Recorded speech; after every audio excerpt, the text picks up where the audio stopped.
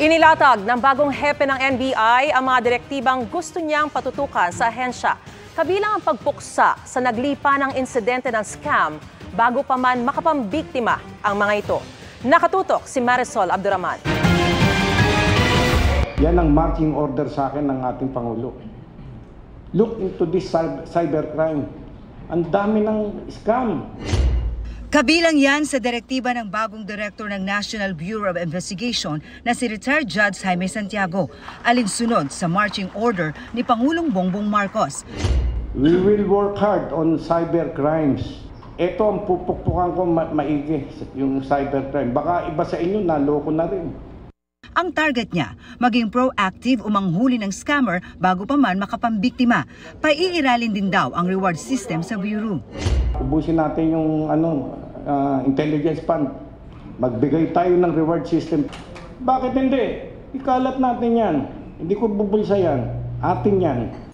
Tutulong din daw ang NBI sa PCSO at PAGCOR laban sa illegal gambling. Sabi ni Santiago, mabait siya boss, pero babala niya sa kanyang mga tauhan. The director must always be informed. Pag lumakad ka, hindi ko alam, buntot mo, hila mo. Walang magbabangketa. Mataas tayo. Sabi niya sa kanila, huwag siyang ituring na baguhan dahil sa NBI siya una nagtrabaho noong 1977 hanggang 1979 bago naging pulis. Kaya dito raw siya nag-umpisa at dito rin niya tatapusin ang kanyang karir.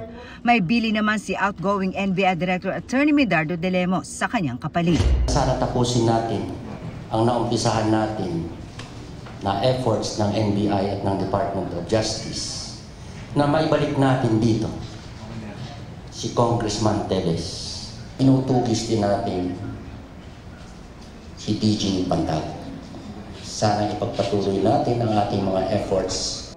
Para sa GMA Integrated News, Marisol Abduraman. Nakatuto, 24 oras.